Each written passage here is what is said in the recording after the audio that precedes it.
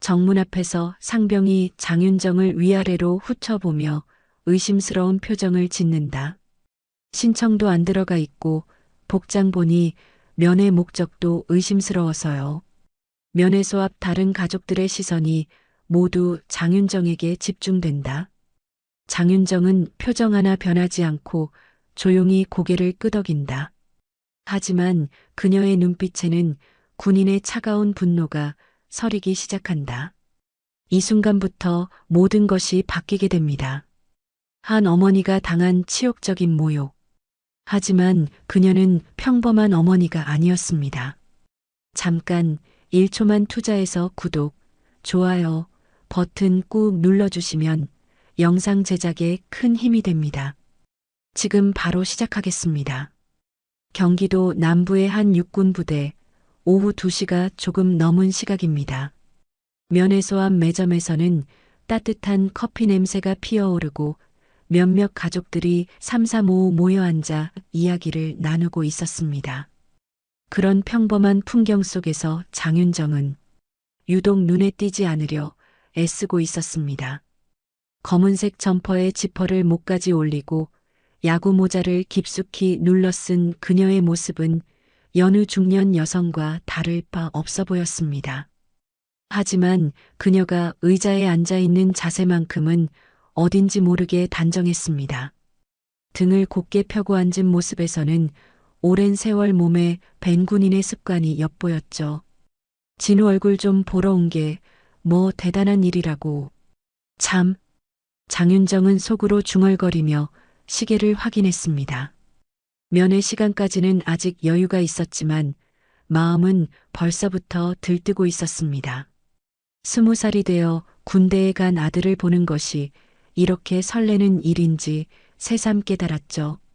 하지만 이 설렘 뒤에는 아무도 모르는 비밀이 숨어 있었습니다. 장윤정은 국방부 대테러기획단을 총괄하는 준장이었습니다.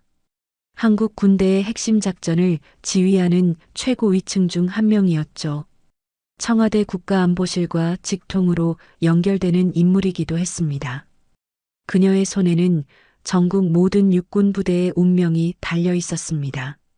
한마디 명령으로 수만 명의 장병이 움직이고 한 번의 결정으로 부대 전체가 해체되기도 했죠. 하지만 오늘만큼은 그 모든 권력을 내려놓고 그저 평범한 엄마로서 아들을 만나러 왔습니다. 작전명 독수리, 대테러 진압, 그런 것들보다 오늘은 진우가 더 중요해. 그녀는 혼잣말을 하며 가방 속 휴대폰을 확인했습니다. 국방부에서 온 긴급 메시지가 3개나 와 있었지만 모두 무시했습니다. 오늘만큼은 장군이 아닌 엄마였으니까요. 군대에서 가족관계를 드러내는 것은 금기였습니다. 특히 고위 간부의 자녀라는 사실이 알려지면 아들에게 오히려 독이 될 수 있었죠. 동료들의 시기와 질투, 상급자들의 견제, 하급자들의 아부. 그 모든 것이 순수한 군 생활을 망칠 수 있었습니다. 그래서 면회 신청서 직업란에는 주부라고 적었고 평소 입던 정갈한 정복 대신 동네 아줌마들이 입을 법한 수수한 옷을 골라 입었습니다. 하지만 아무리 평범하게 꾸며도 그녀에게서는 특유의 카리스마가 새어나왔습니다. 매점 사장이 다가와 말을 걸었습니다. 어머니, 면회 처음 오세요? 뭔가 다른 분들과 다르게 보이시네요. 아니에요. 그냥 평범한 주부예요. 장윤정은 어색하게 웃으며 대답했습니다. 하지만 매점 사장의 눈에는 이미 그녀의 정체성이 어렴풋이 드러나고 있었죠. 한편 장윤정의 마음속에는 묘한 불안감이 자리하고 있었습니다. 진우가 입대한 후 몇 차례 전화를 걸어왔지만 늘 밝은 목소리로 잘 지내고 있다는 말만 반복했기 때문입니다. 엄마, 군대 생활 괜찮아요. 걱정 마세요. 선임들도 친절하고 부대 분위기도 좋아요. 그 말을 들을 때마다 장윤정은 뭔가 석연치 않은 기분이 들었습니다. 너무 완벽한 대답이었거든요. 마치 누군가 시키는 대로 말하는 것 같은 느낌이었죠. 문득 입대 전 진우가 했던 말이 떠올랐습니다. 엄마, 신기한 게 저 혈액형이 AB형인데 엄마는 O형이잖아요. 생물 시간에 배웠는데 이상하다고 하더라고요. 그때는 그냥 웃어 넘겼지만 가끔 진우의 얼굴을 바라보면 어딘지 모르게 언니 윤미의 모습이 겹쳐 보일 때가 있었습니다. 하지만 그런 생각을 할 때마다 장윤정은 고개를 저었습니다. 진우는 분명 자신의 아들이었으니까요. 그런데 최근 들어 진우의 목소리가 조금씩 변해가고 있었습니다. 예전보다 기운이 없어 보였고 통화 시간도 점점 짧아졌습니다. 혹시 무슨 일이 있는 건 아닌지 걱정이 되기 시작했죠. 시간이 되자 장윤정은 천천히 일어나 정문 쪽으로 걸어갔습니다. 정문 근무를 서고 있던 상병이 그녀를 올려다보며 면회 신청서를 확인했습니다. 그런데 잠시 후 상병의 표정이 이상하게 변했습니다. 신청이 안 들어가 있네요. 장윤정은 당황했습니다. 분명히 어제 온라인으로 신청을 했는데 말입니다. 시스템 오류일 수도 있다고 생각하며 차분히 설명하려 했습니다. 그런데 제가 어제 분명히 온라인으로 아니에요. 시스템에 없어요. 상병은 장윤정의 말을 자르며 퉁명스럽게 대답했습니다. 그리고는 그녀를 위아래로 훑어보더니 더욱 의심스러운 눈빛을 보냈습니다. 신분증 좀 보여주세요. 장윤정은 지갑에서 신분증을 꺼내 건넸습니다. 상병은 한참 동안 신분증과 그녀의 얼굴을 번갈아 보더니 의심스러운 표정을 지었습니다. 주소가 여기서 꽤 멀리 사시네요. 그리고 복장도 좀 수상해 보여요. 수상하다니요? 그냥 뭔가 이상해요. 보통 어머니들과는 다르게 보여서요. 그 순간 장윤정의 혈관에 차가운 분노가 흘렀습니다. 자신을 마치 수상한 인물로 취급하는 상병의 태도가 참을 수 없었죠. 평생을 나라를 위해 헌신해온 자신이 겨우 20대 초반의 상병에게 이런 모욕을 당하다니. 그리고 면회 목적도 의심스러워서 오늘은 돌아가시죠. 모욕과 의심이 섞인 눈빛이었습니다. 마치 그녀를 범죄자 취급하는 듯한 시선이었죠. 장윤정은 순간 자신의 신분을 밝히고 싶은 충동을 느꼈습니다. 하지만 그럴 수는 없었습니다. 아들을 위해서라도 참아야 했죠. 네, 알겠습니다. 장윤정은 가까스로 목소리를 가다듬고 돌아섰습니다. 얼굴은 모자, 그늘에 가려져 보이지 않았지만 그녀의 턱선은 단단히 굳어 있었습니다. 이런 모욕을 당하면서도 참아야 하는 자신의 처지가 한없이 초라하게 느껴졌죠. 바로 그때였습니다. 면회소 안에서 누군가의 고함 소리가 들려왔습니다. 이 새끼야, 얼차려가 장난이야. 똑바로 기어다녀. 죄송합니다. 죄송합니다. 장윤정의 온몸이 얼어붙었습니다. 그 목소리, 분명히 들어본 적이 있는 목소리였습니다. 아니, 들어본 적이 있는 정도가 아니라 그녀의 가슴 깊숙한 곳에 새겨진 목소리였습니다. 국방부 준장으로서 수많은 작전을 지휘해온 그녀였지만 이 순간만큼은 그저 한 명의 어머니일 뿐이었습니다. 그리고 그 절망적이고 굴복적인 목소리의 주인은 다름 아닌 그녀의 아들 김진우 이병이었습니다. 장윤정은 몸을 돌려 면회소 쪽으로 조심스럽게 다가갔습니다. 정문 상병의 시선을 피해 건물 뒤편으로 돌아가며 유리창 틈새로 안을 들여다봤습니다. 그리고 그곳에서 목격한 광경에 온몸이 경직되었습니다. 진우가 바닥에 엎드려 팔굽혀펴기를 하고 있었습니다. 하지만 그것은 일반적인 체력 단련이 아니었죠. 진우의 입술은 터져서 피가 흘러내리고 있었고 왼쪽 눈 아래에는 시퍼런 멍 자국이 선명했습니다. 무릎에는 피딱지가 말라붙어 있었고 군복은 흙과 땀으로 범벅이 되어 있었습니다. 하나, 둘, 하나, 둘. 진우의 목소리는 떨리고 있었습니다. 숨이 가빠서가 아니라 공포 때문이었죠. 장윤정은 자신의 아들이 이렇게 처참한 모습으로 고통받고 있다는 사실을 믿을 수가 없었습니다. 진우의 곁에는 병장 계급장을 단 이태훈이 서 있었습니다. 24살의 이태훈은 키가 크고 체격이 좋았지만 그의 얼굴에는 잔인함이 서려 있었습니다. 마치 다른 사람의 고통을 즐기는 듯한 표정이었죠. 야, 김진우. 왜 이렇게 느려? 어제 네 엄마한테 전화할 때는 목소리가 그렇게 크더니? 이태훈은 조롱하는 투로 말했습니다. 그러면서 진우의 등을 발로 가볍게 눌렀습니다. 진우는 으윽하고 신음을 내뱉으며 더욱 빠르게 팔굽혀펴기를 했습니다. 제발, 그만, 제발이요. 뭐, 그만? 야, 너 지금 나한테 명령하는 거야? 이태훈의 목소리가 갑자기 차갑게 변했습니다. 그리고는 진우의 머리를 발로 눌러 바닥에 붙였습니다. 진우의 이마에서 피가 흘러내렸지만 감히 움직일 수도 없었습니다. 장윤정은 유리창에 손을 대고 있었습니다. 손이 부들부들 떨리고 있었고 이를 악물고 있는 소리가 들릴 정도였습니다.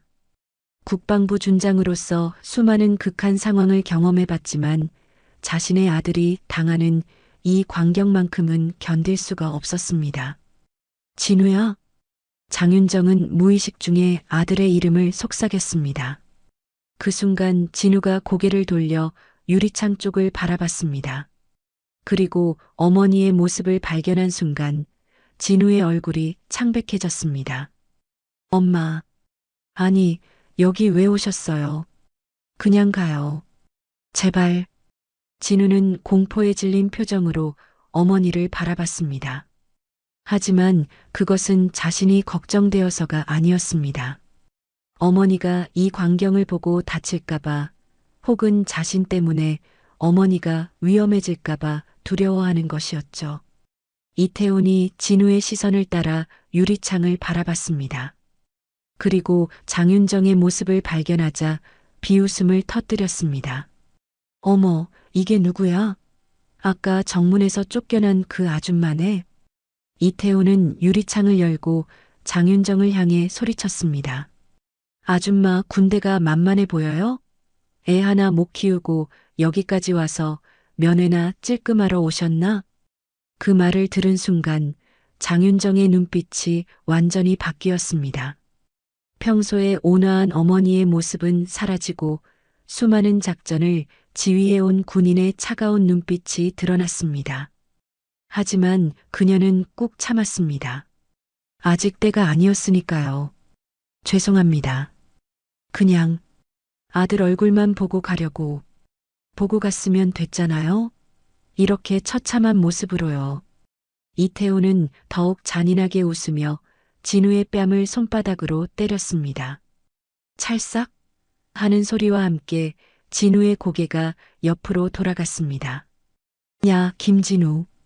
네 엄마한테 인사해. 어떻게 지내고 있는지 말해봐. 엄마, 저는 괜찮습니다. 걱정하지 마세요. 진우는 떨리는 목소리로 말했습니다. 피가 섞인 침을 뱉으면서도 어머니를 안심시키려 애쓰고 있었죠. 그 모습을 본 장윤정의 가슴이 찢어질 것만 같았습니다. 그래, 괜찮다니까 가세요. 여기는 민간인이 함부로 들어올 곳이 아니에요. 이태훈은 장윤정을 쫓아내려 했습니다. 하지만 장윤정은 움직이지 않았습니다. 그녀는 조용히 진우를 바라보며 말했습니다. 진우야, 엄마가 너를 꼭 구해낼게. 그 말을 들은 이태훈은 크게 웃었습니다. 구해낸다고요? 아줌마가 뭘 할 수 있는데요? 여기는 군대예요. 아줌마 같은 사람이 할 수 있는 일은 아무것도 없어요. 장윤정은 그대로 돌아섰습니다. 하지만 몇 걸음 걷지 않아서 휴대폰을 꺼내 전화를 걸었습니다. 전화를 받은 사람은 국방부 작전참모부 김대령이었습니다. 작전명 독수리. 즉시 실행에 들어가. 장군님? 무슨 일이십니까?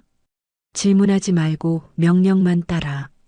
경기남부 제15보병대대 전체 감찰, 헌병 감찰조 즉시 투입, 통신보안반 동시 출동. 알겠습니다. 그런데 대상은 전체다. 대대장부터 말단 사병까지 모두. 장윤정의 목소리는 얼음장처럼 차가웠습니다. 국방부 준장으로서의 권위가 전화기 너머로 전해졌죠. 명령 확인했습니다. 장군님. 전화를 끄는 장윤정은 다시 한번 면회소를 바라봤습니다. 진우는 여전히 바닥에 엎드려 있었고 이태호는 만족스러운 표정으로 그 모습을 내려다보고 있었습니다. 이제 시작이다. 장윤정의 입가에 차가운 미소가 번졌습니다. 어머니로서의 분노와 군인으로서의 냉정함이 결합된 그 미소는 폭풍전야의 고요함을 예고하고 있었습니다. 국방부 대테러 기획단 작전실, 서울 용산구 지하 3층.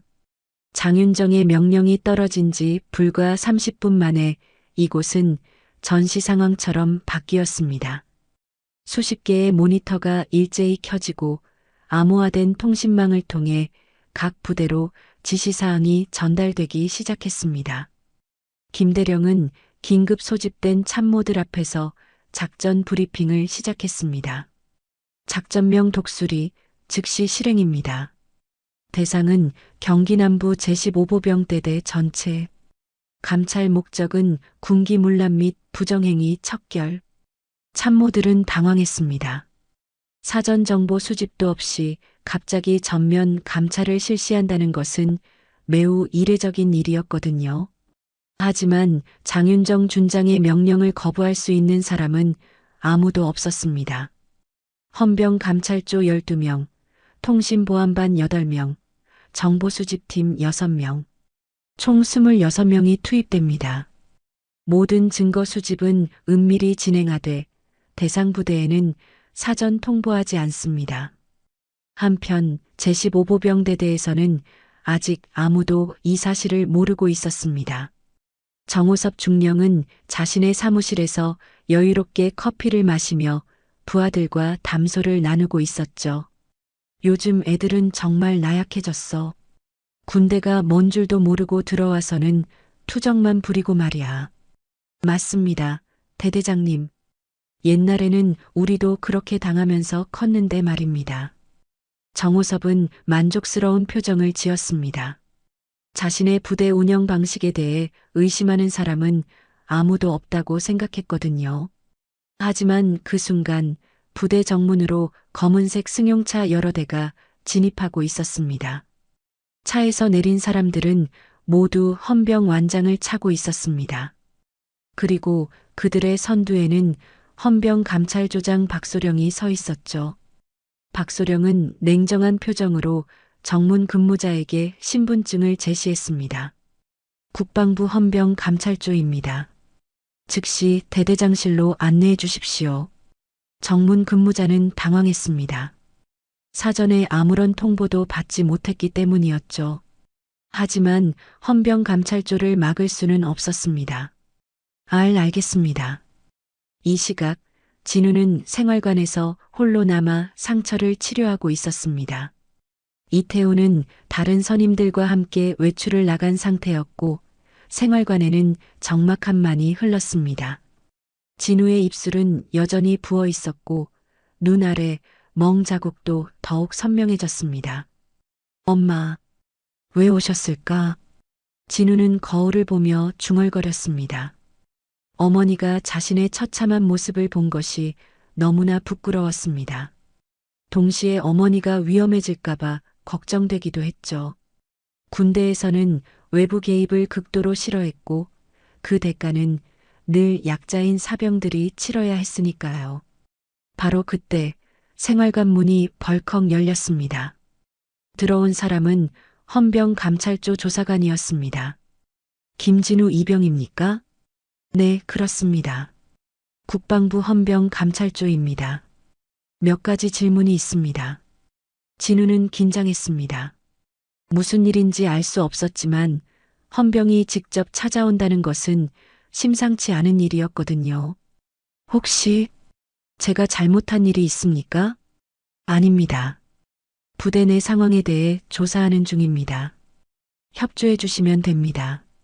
조사관은 진우의 얼굴을 자세히 살펴봤습니다. 멍 자국과 상처들이 한눈에 보였거든요. 얼굴에 상처가 있네요. 어떻게 된 건가요? 그건 훈련 중에 진우는 머뭇거렸습니다. 진실을 말해야 할지 아니면 거짓말을 해야 할지 갈등했죠.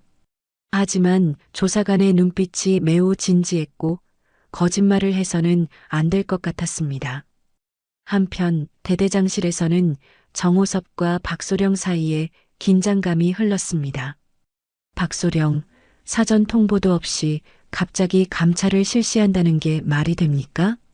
중령님, 긴급 감찰은 사전 통보 없이 실시하는 게 원칙입니다. 협조해 주시기 바랍니다. 정호섭은 불쾌한 표정을 지었습니다. 하지만 헌병 감찰조를 함부로 대할 수는 없었죠.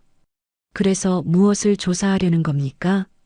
부대 내 군기 문란 및 부당한 처우에 대한 신고가 접수되었습니다. 신고라니? 누가 그런 헛소문을? 정호섭의 목소리가 높아졌습니다. 하지만 박소령은 전혀 개의치 않았습니다. 일단 모든 CCTV 자료를 제출해 주십시오. 그리고 생활관 출입 기록, 부대 내 징계 기록도 함께요. 그건 기밀사항인데 국방부 직할 감찰조의 요구입니다.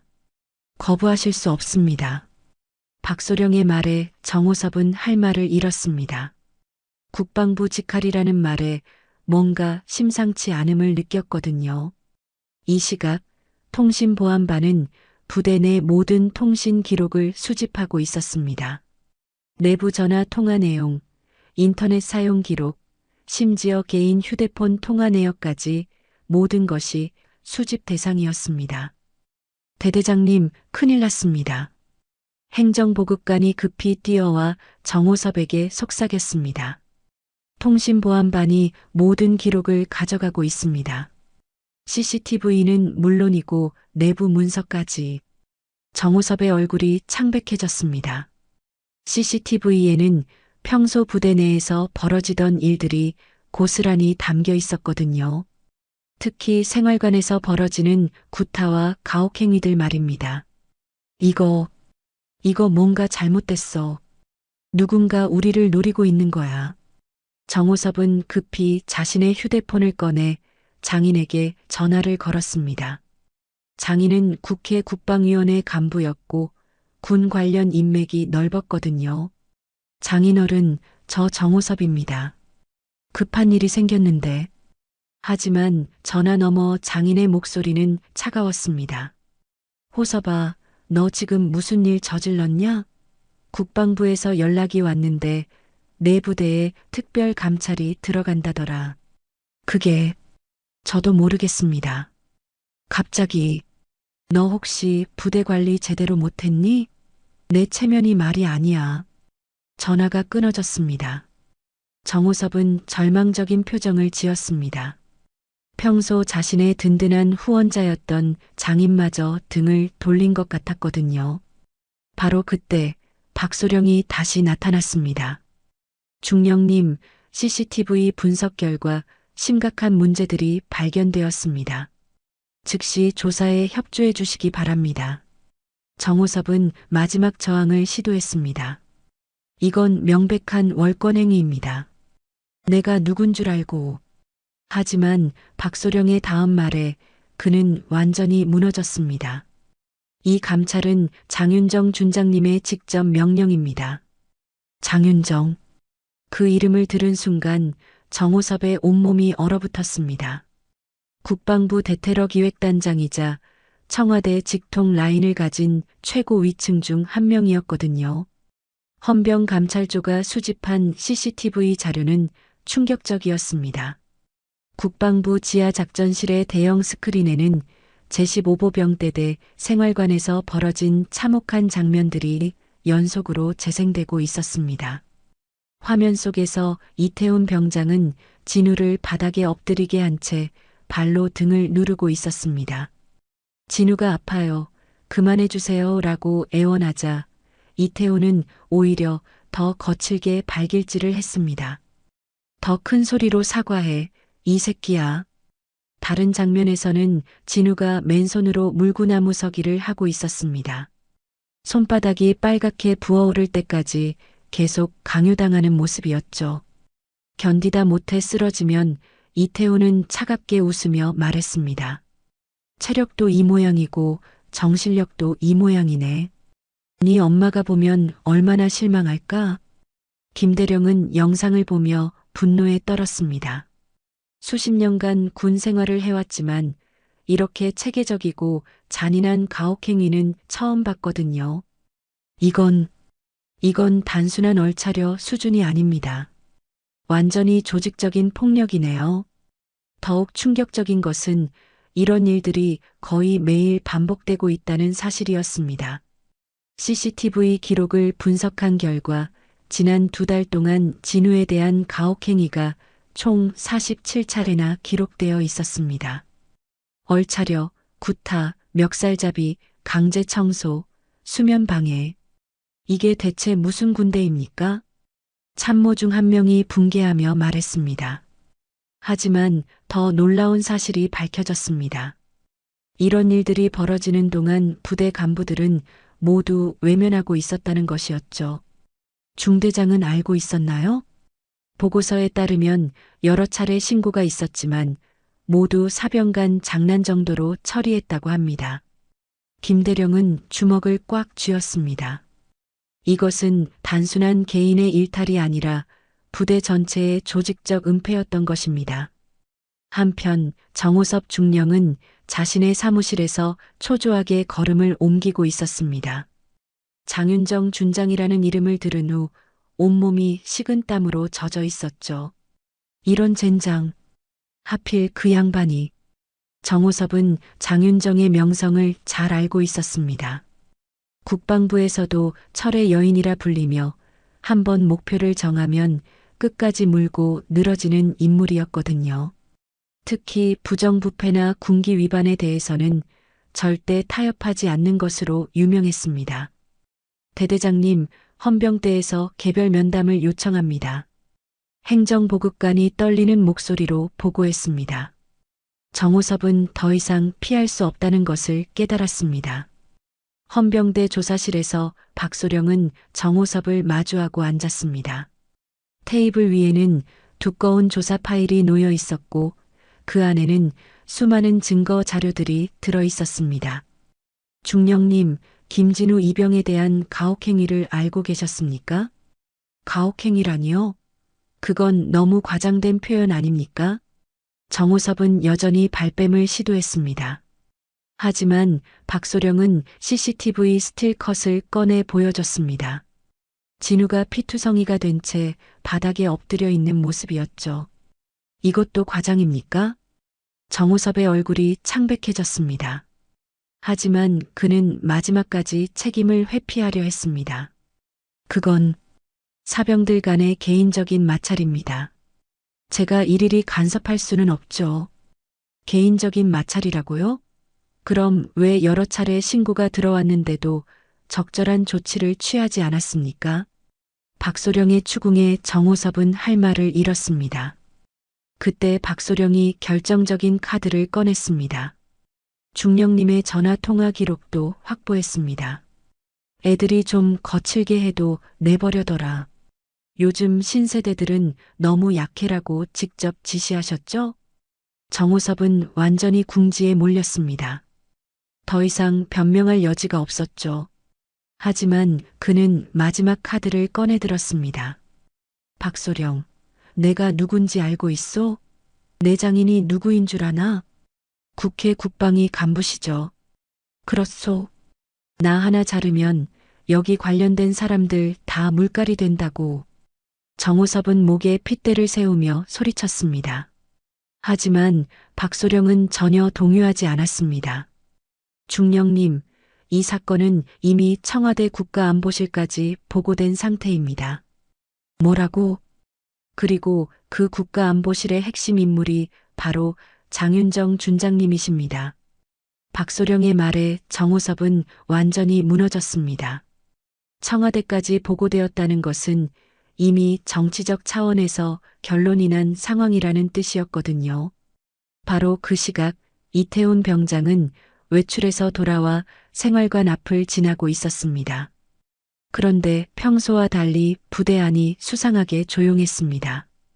보통 이 시간이면 후임들이 청소를 하거나 개인 정비를 하는 소리가 들려야 하는데 아무 소리도 나지 않았죠. 뭐지? 왜 이렇게 조용해?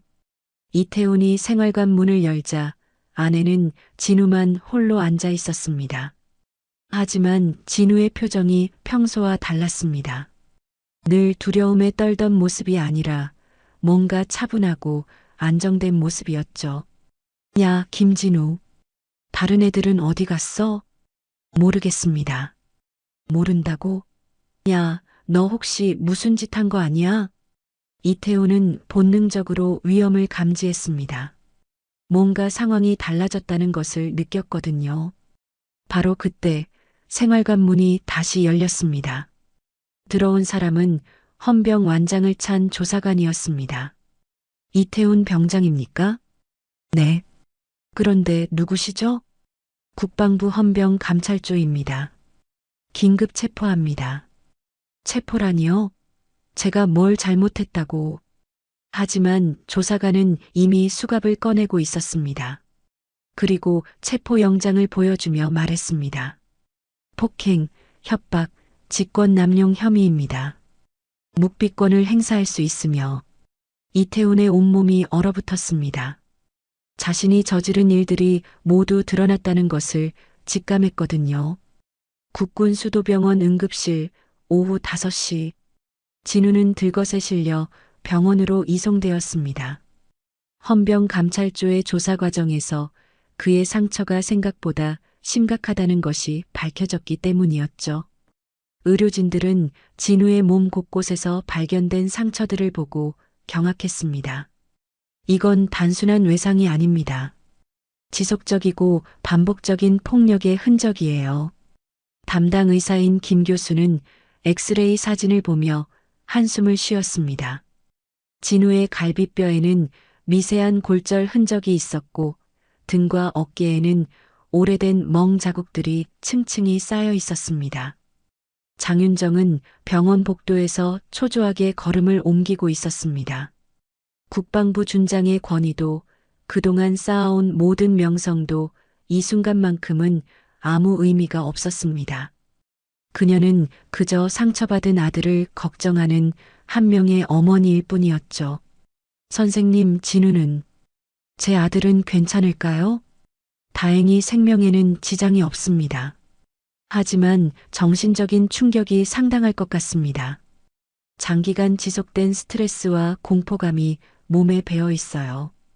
김 교수의 말에 장윤정의 가슴이 무너져 내렸습니다. 자신이 군대라는 조직의 최고 위층에 있으면서도 정작 자신의 아들이 당하는 고통은 전혀 몰랐다는 사실이 너무나 참담했습니다. 그런데 어머님, 혹시 수혈이 필요할 수도 있는데요. 네, 얼마든지 해드릴게요. 장윤정은 즉시 대답했습니다. 하지만 김 교수의 표정이 어두워졌습니다. 일단 혈액형 검사부터 해보겠습니다. 1시간 후 김 교수는 조심스럽게 장윤정을 불렀습니다.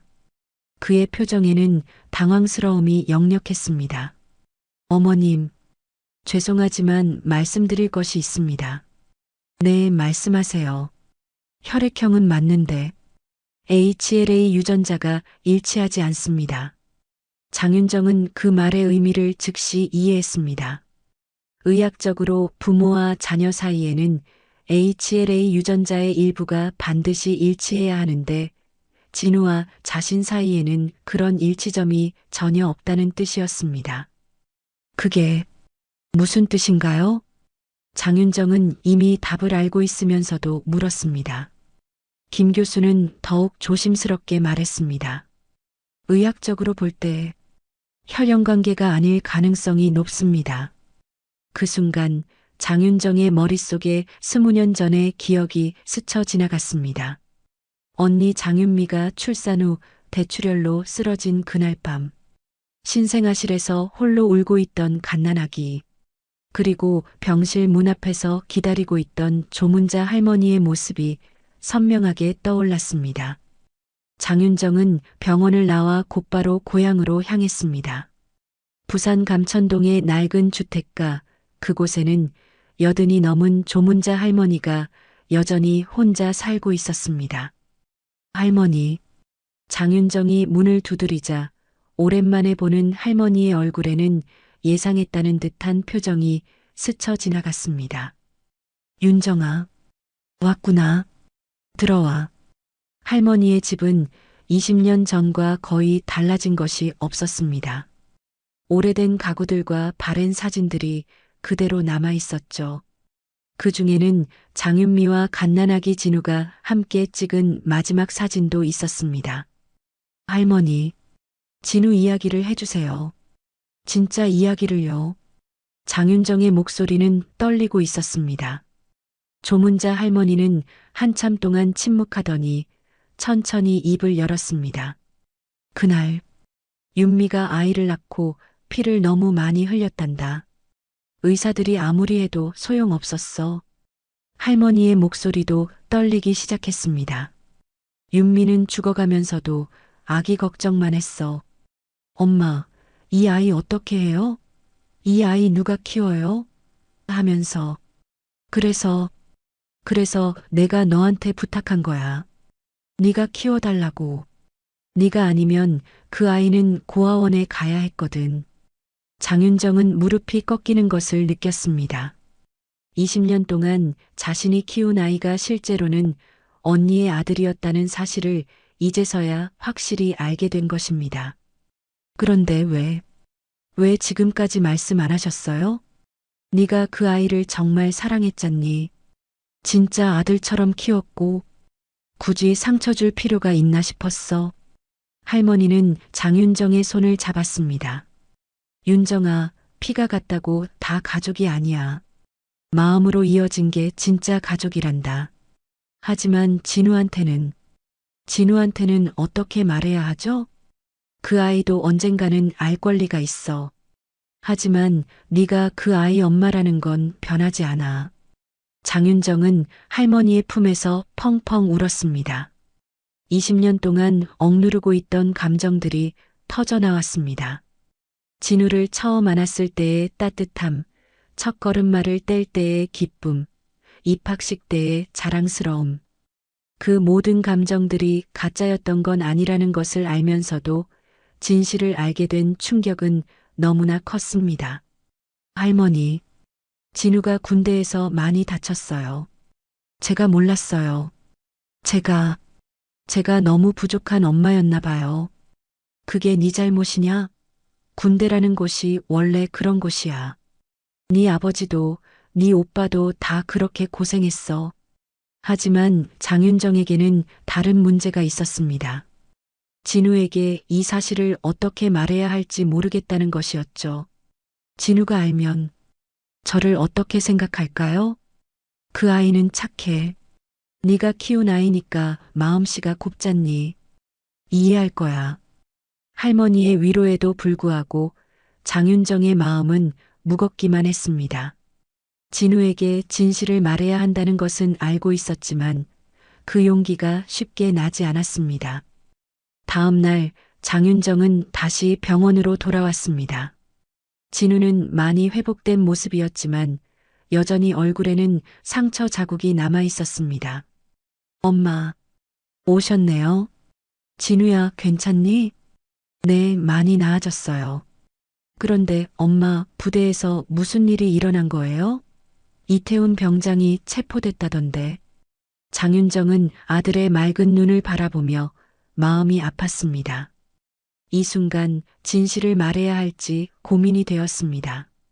하지만 진우에게는 알 권리가 있다는 할머니의 말이 계속 머릿속을 맴돌았습니다.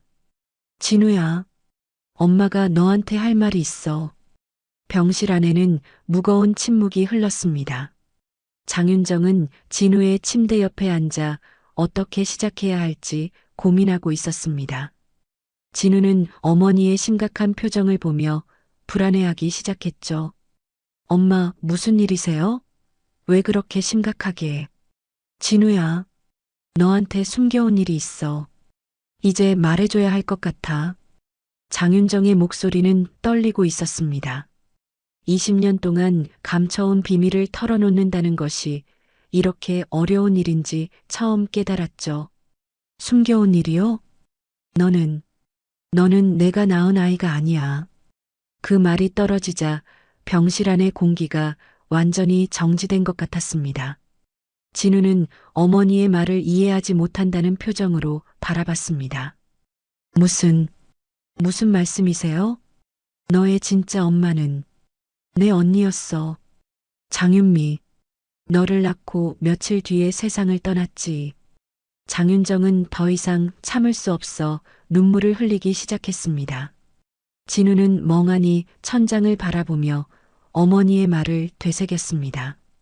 그럼 엄마는 나는 너의 이모야. 하지만 너를 낳은 날부터 지금까지 너는 내 아들이었어. 그건 변하지 않아. 진우는 갑자기 모든 것이 이해되기 시작했습니다.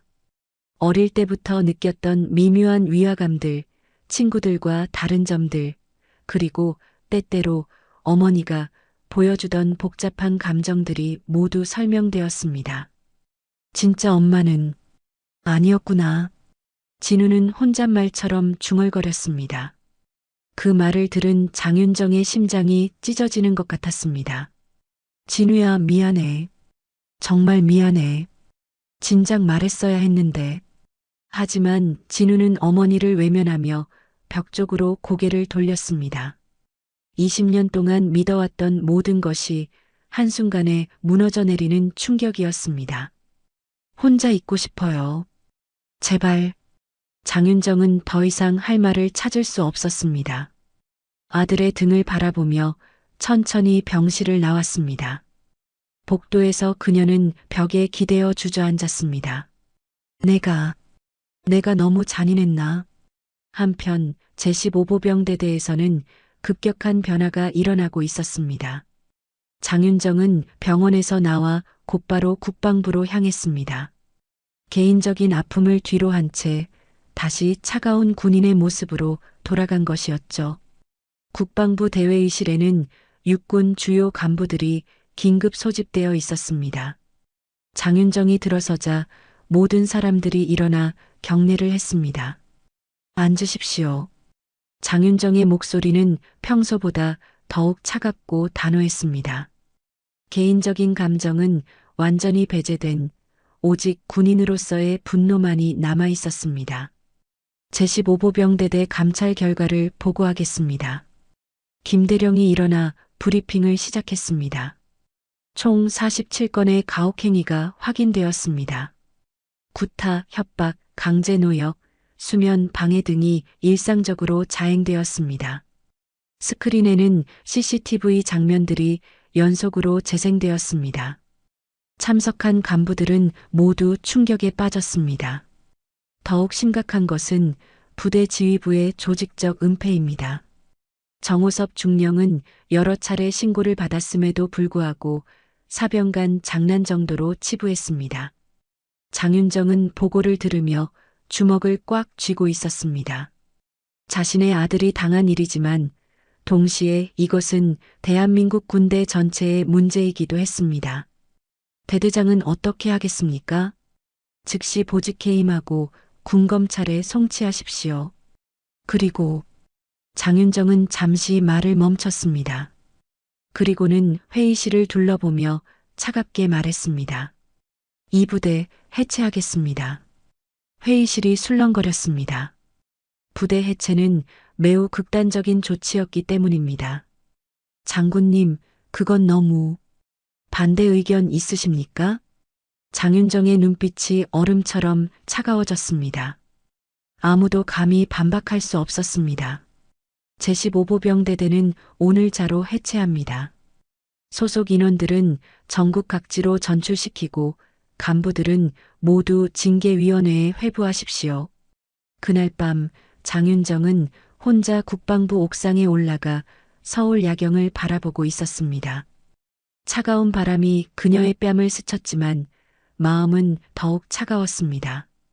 휴대폰이 울렸습니다. 조문자 할머니에게서 온 전화였습니다. 윤정아, 진우한테 말했니? 네, 말했어요. 어떻게 받아들이더냐? 잘 모르겠어요. 저를 외면하더라고요. 할머니는 한참 동안 침묵하더니 말했습니다. 시간이 필요할 거야. 그 아이도 충격이 클 테니까. 할머니, 제가 너무 잔인했나요? 진실을 말하지 말았어야 했나요? 아니야. 언젠가는 알아야 할 일이었어. 다만 네가 그 아이한테 어떤 엄마였는지 생각해봐. 20년 동안 사랑으로 키웠잖니. 전화를 끊고 장윤정은 다시 야경을 바라봤습니다. 저 멀리 병원 방향을 보며 혼잣말했습니다. 진우야, 엄마가 너를 지켜줄게. 앞으로는 절대 아프게 하지 않을게. 다음 날 아침 국방부 공식 발표가 있었습니다. 제15보병대대는 군기 문란 및 조직적 은폐 혐의로 즉시 해체됩니다. 관련자들은 군법에 따라 엄중 처벌할 예정입니다. 언론들은 일제히 이 소식을 다뤘습니다. 준장 한 명의 분노가 부대 전체를 무너뜨렸다는 제목의 기사들이 쏟아져 나왔습니다. 하지만 정작 장윤정의 관심은 오직 하나였습니다. 병원에 입원해 있는 진우가 자신을 다시 받아들여 줄 것인가 하는 것이었죠. 병실에서 진우는 창밖을 바라보며 복잡한 심경을 정리하고 있었습니다.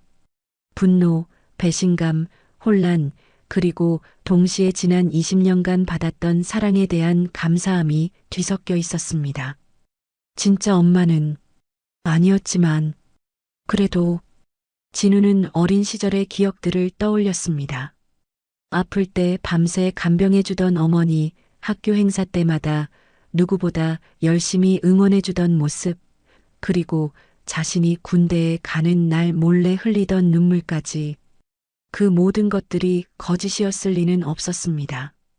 제15보병대대 해체 명령이 공식 발표된 지 사흘 후 부대는 완전히 다른 모습으로 변해 있었습니다. 평소 활기차던 부대 내부는 적막감이 흐르고 있었고 장병들은 모두 전출 준비에 바쁘게 움직이고 있었습니다. 정호섭 중령은 빈 대대장실에서 마지막 짐을 정리하고 있었습니다. 책상 위에는 군검찰 소환장이 놓여 있었고 그의 얼굴에는 패배감이 짙게 드리워져 있었습니다. 20년 군 생활이 이렇게 끝나는구나. 그는 벽에 걸린 대대 역사 사진들을 내리며 중얼거렸습니다. 하지만 후회는 없었습니다. 오히려 자신이 피해자라고 생각하고 있었죠. 고작 사병 하나 때문에. 이게 말이 되나? 바로 그때 대대장실 문이 열렸습니다. 들어온 사람은 다름 아닌 장윤정이었습니다. 정복을 단정히 차려입은 그녀의 모습에서는 압도적인 위엄이 느껴졌습니다. 정호섭은 깜짝 놀라며 일어섰습니다. 장군님, 직접 오실 줄은. 정중령. 장윤정의 목소리는 차갑고 단호했습니다. 그녀는 정호섭을 똑바로 바라보며 말했습니다. 내가 누군지 이제 알겠지요? 그게 무슨 말씀이십니까? 김진우 이병의 어머니입니다. 그 순간 정호섭의 얼굴이 창백해졌습니다. 모든 퍼즐이 맞춰지는 순간이었죠. 왜 갑자기 국방부 직할 감찰이 들어왔는지, 왜 이렇게 강력한 처벌이 내려졌는지 이제야 이해가 되었습니다. 어머님이, 장군님이, 당신의 한마디가 내 아들을 피투성이로 만들었어요. 그리고 당신 부하들의 폭력을 방조했죠. 장윤정은 한 걸음 더 다가가며 말했습니다. 난 이걸 절대 잊지 않겠습니다. 절대로. 정우섭은 할 말을 잃었습니다. 그제서야 자신이 얼마나 큰 실수를 했는지 깨달았거든요. 하지만 이미 늦었습니다. 장윤정은 더 이상 할 말이 없다는 듯 돌아섰습니다. 하지만 문 앞에서 다시 한번 뒤를 돌아보며 말했습니다. 보고 싶어서 왔던 면회가 이 나라 군대 하나를 무너뜨릴 줄 몰랐어요. 군 교도소, 이태훈의 독방. 이태훈은 차가운 콘크리트 바닥에 앉아 또 다른 반성문을 쓰고 있었습니다. 벌써 20번째 반성문이었지만 그 누구도 그의 글을 읽어주지 않았습니다. 저는 정말 잘못했습니다. 펜을 쥔 그의 손이 떨렸습니다. 하지만 그 떨림이 진정한 반성에서 나온 것인지 아니면 자신의 처지를 비관해서인지는 알 수 없었습니다. 교도관이 들어와 차갑게 말했습니다. 이태훈, 면회객이다. 누가 올까 기대했지만 온 사람은 변호사였습니다. 가족도 친구도 아무도 오지 않았습니다. 군법회의 결과가 나왔습니다. 징역 3년 군법 위반으로 전역 후 정가자 신분입니다. 이태훈의 얼굴이 창백해졌습니다. 그리고 피해자 측에서는 어떤 합의도 용서도 하지 않겠다고 명확히 밝혔습니다. 변호사는 서류를 정리하며 덧붙였습니다. 당신이 아무리 반성문을 써도 아무리 눈물을 흘려도 이미 저질러진 일은 되돌릴 수 없습니다. 그리고 나서 그녀는 부대 전체를 둘러보기 시작했습니다. 생활관, 교육장, 식당 등 진우가 고통받았을 모든 장소들을 하나하나 확인했습니다. 특히 진우가 폭행당했던 생활관에 들어섰을 때 장윤정의 표정은 더욱 굳어졌습니다. 바닥에는 아직도 희미한 핏자국이 남아 있었고 벽에는 주먹으로 친 듯한 흔적들이 보였습니다. 여기서 내 아들이. 그때 뒤에서 조심스러운 목소리가 들렸습니다. 장군님. 돌아보니 한 명의 이등병이 서 있었습니다. 진우와 같은 기수였던 박민수 이병이었죠. 너는? 진우 형과 같이 생활했던 박민수입니다. 진우와 함께? 네. 그날 일들을 다 봤습니다. 정말 죄송합니다. 제가 막지 못해서. 박민수는 고개를 숙이며 말했습니다. 장윤정은 그의 어깨에 손을 올리며 말했습니다. 너의 잘못이 아니야. 용기 내서 증언해줘서 고마워. 진우 형은 괜찮습니까? 회복하고 있어. 걱정하지 마. 박민수와의 짧은 대화를 마치고 장윤정은 부대를 떠났습니다. 하지만 마음 한구석에는 여전히 무거운 짐이 남아 있었습니다. 부대를 해체시키고 가해자들을 처벌했지만 정작 가장 중요한 문제는 해결되지 않았기 때문입니다. 진우와의 관계 말입니다. 병원으로 돌아온 장윤정은 진우의 병실 문 앞에서 한참을 망설였습니다. 며칠 전 진실을 털어놓은 후로 아들과 제대로 된 대화를 나누지 못했기 때문입니다. 용기를 내어 문을 열고 들어가자 진우는 창가에 앉아 책을 읽고 있었습니다. 장윤정의 발소리를 듣고 고개를 돌렸지만 여전히 어색한 기색이 역력했습니다. 왔네요. 응. 몸은 좀 어때? 많이 나아졌어요. 대화가 어색하게 끊겼습니다. 예전에는 이런 적이 없었는데 진실을 알고 난 후부터는 서로 어떻게 대해야 할지 모르겠다는 듯한 분위기였습니다. 진우야. 네. 엄마가. 아니, 내가 너한테 미안해. 진작 말했어야 했는데. 진우는 책을 덮고 장윤정을 바라봤습니다. 그의 눈에는 여러 감정이 뒤섞여 있었습니다. 궁금한 게 있어요. 뭐든지 물어봐. 저를 처음 안았을 때 어떤 기분이었어요? 장윤정은 예상하지 못한 질문에 잠시 당황했습니다. 하지만 곧 20년 전의 기억을 떠올리며 말했습니다. 너무 작고 소중했어. 세상에서 가장 소중한 보물을 받은 것 같았지. 진짜요? 정말이야. 그날부터 너는 내 아들이었어. 피가 다르다는 건 중요하지 않았어. 진우는 고개를 숙이고 한참을 생각하더니 말했습니다. 저도 처음에는 많이 혼란스러웠어요. 20년 동안 믿어왔던 게 다 거짓말인 것 같아서. 진우야. 하지만 생각해보니 엄마가 저에게 해주신 모든 일들이 거짓말일 수는 없잖아요. 장윤정의 눈에 눈물이 맺히기 시작했습니다. 아프다고 할 때마다 병원에 데려가 주시고 학교 행사 때마다 누구보다 열심히 응원해 주시고 그런 게 다 가짜일 리는 없죠. 진우야. 그리고 이번에도 부대 전체를 해체시키면서까지 저를 지켜주셨잖아요. 진우는 장윤정을 똑바로 바라보며 말했습니다. 피로는 이어지지 않았을지 몰라도 마음으로는 진짜 가족이었던 것 같아요. 그 말을 들은 장윤정은 더 이상 참을 수 없어 눈물을 흘렸습니다.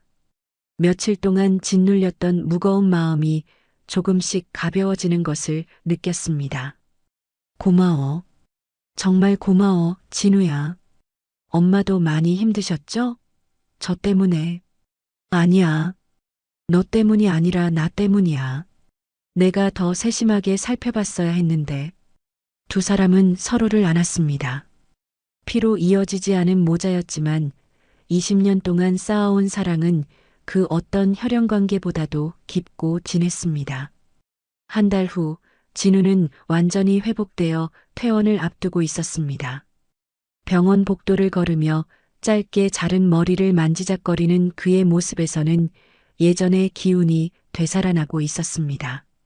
하지만 여전히 마음 한구석에는 복잡한 감정이 남아 있었죠.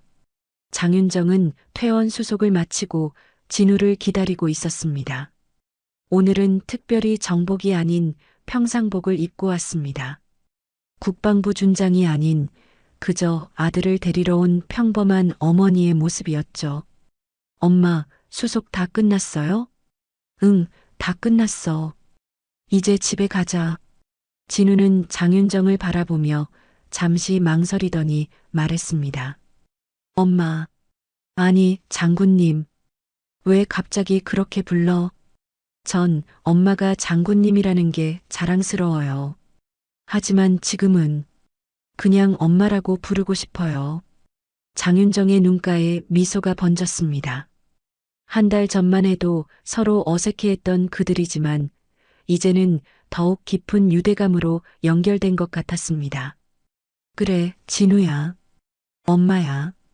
두 사람이 병원을 나서자 밖에서는 예상치 못한 사람이 기다리고 있었습니다. 조문자 할머니였습니다.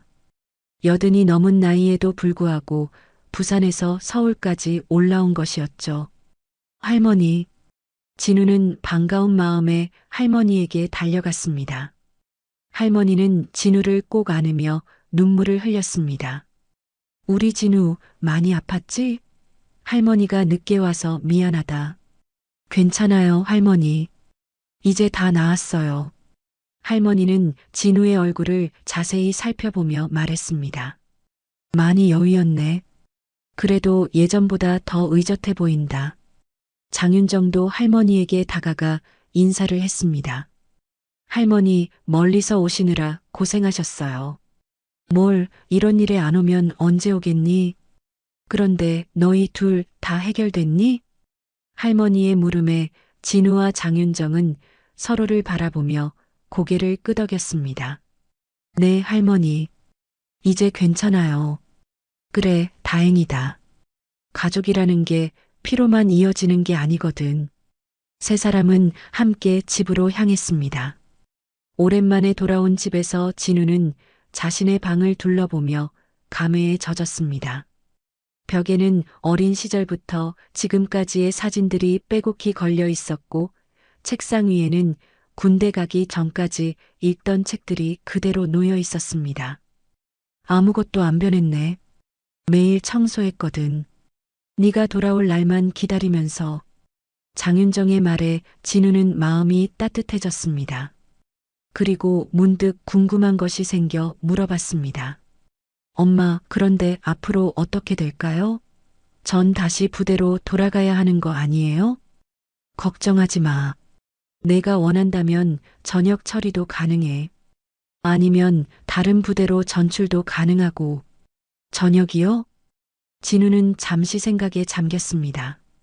군대에서 겪은 끔찍한 경험들 때문에 전역하고 싶은 마음도 있었지만 동시에 도망치는 것 같은 기분도 들었습니다. 아니에요. 전 다시 군대로 돌아가고 싶어요. 그날 밤 진우는 오랜만에 자신의 방에서 잠들었습니다. 군대에서의 악몽 때문에 며칠째 제대로 잠들지 못했던 그였지만 집에서의 첫날 밤만큼은 평화로운 잠에 빠져들었습니다. 새벽 2시 장윤정은 진우의 방문을 조심스럽게 열고 들어갔습니다.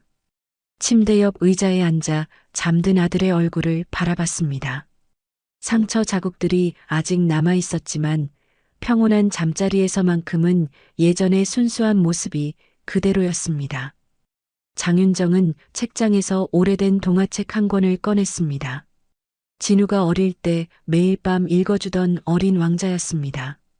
20년 전 갓 태어난 진우를 처음 안고 읽어주었던 그 책이었죠. 사막이 아름다운 것은 어딘가에 샘을 숨기고 있기 때문이야. 장윤정은 속삭이듯 작은 목소리로 읽기 시작했습니다.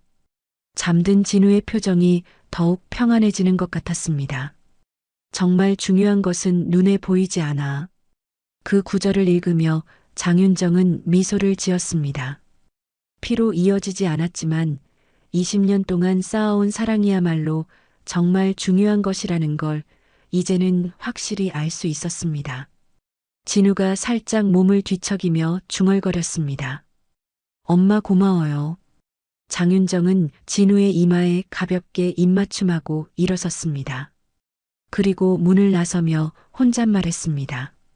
잘 자, 내 아들아. 이제 정말 안전해. 진우야, 무리하지 마. 아직 상처가 다 아물지도 않았는데. 괜찮아요. 이번 일로 많은 걸 배웠어요. 그리고 엄마처럼 강한 사람이 되고 싶어요.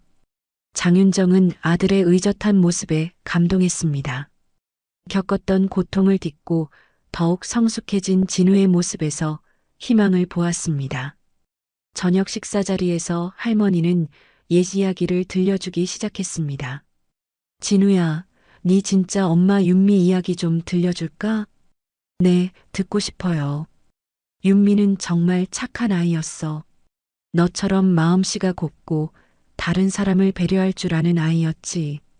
할머니는 장윤미의 어린 시절 이야기부터 시작해서 진우를 임신했을 때의 기쁨, 그리고 마지막 순간까지의 이야기를 차근차근 들려주었습니다. 윤미는 죽어가면서도 너 걱정만 했어. 이 아이가 행복하게 자랐으면 좋겠다고 계속 말했거든. 진우는 눈물을 참으며 들었습니다. 자신을 낳아준 어머니에 대한 이야기를 처음 제대로 듣는 순간이었습니다. 그리고 윤정이한테 부탁했지. 언니, 이 아이를 제발 잘 키워달라고. 장윤정도 그날의 기억을 떠올리며 말했습니다. 그날 할머니가 너를 내 품에 안겨주셨을 때 정말 작고 소중했어. 그 순간부터 너는 내 아들이었어. 엄마, 진우야, 네가 자랄 때마다 윤미 생각이 많이 났어. 너한테서 윤미의 모습이 많이 보였거든. 착하고 따뜻한 마음이 똑 닮았어.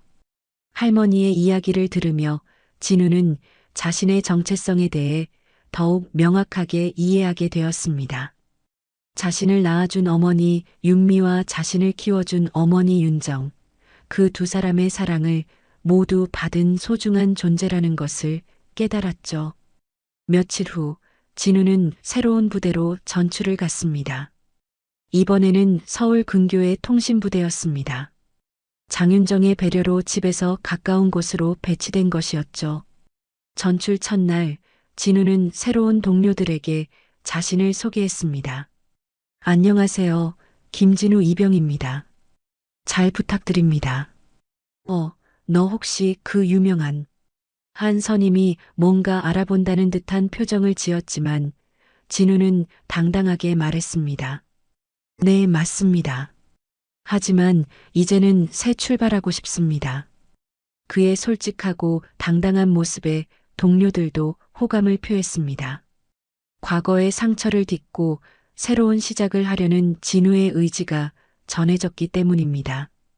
한편 장윤정은 국방부에서 군내 폭력 근절을 위한 새로운 정책을 수립하고 있었습니다.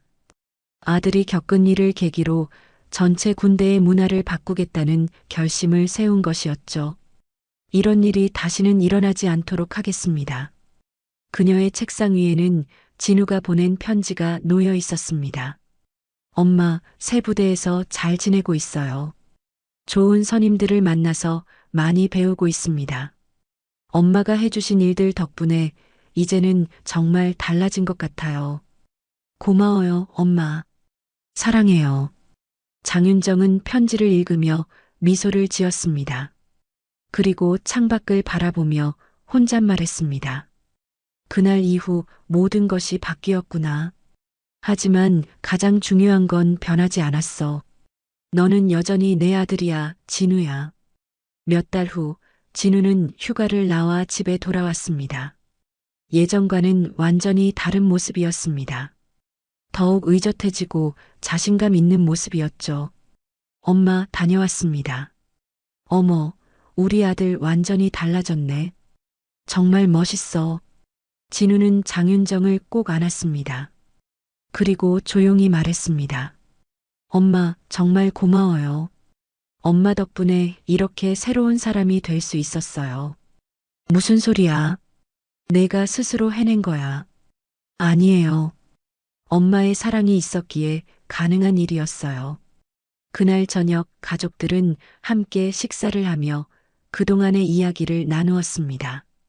할머니도 함께 자리했고 집안에는 따뜻한 웃음소리가 가득했습니다. 이제 정말 가족 같네. 할머니의 말에 모두가 고개를 끄덕였습니다. 피로 이어진 인연보다 마음으로 맺어진 가족이 더 깊다는 것을 그들은 온몸으로 증명해 보인 것입니다. 그날 밤 진우와 장윤정은 베란다에 나와 별을 바라보며 대화를 나누었습니다. 엄마, 앞으로도 계속 이렇게 함께 있을 수 있을까요? 물론이지. 너는 언제까지나 내 아들이야. 저도 엄마를 언제까지나 사랑할게요. 두 사람은 서로를 바라보며 미소를 지었습니다. 그리고 그 순간 하늘의 별들이 유독 밝게 빛나는 것 같았습니다. 그날 이후 장윤정은 모든 작전에서 물러났습니다. 아들과 함께 보내는 시간이 그 어떤 업무보다 소중하다는 것을 깨달았기 때문입니다. 그리고 진우는 그녀를 장군님이 아닌 엄마라고 불렀습니다. 피로 이어진 인연보다 마음으로 맺어진 가족이 더 깊다는 것을 그들은 삶으로 보여주었습니다. 그리고 그 사랑은 앞으로도 계속될 것입니다. 영원히.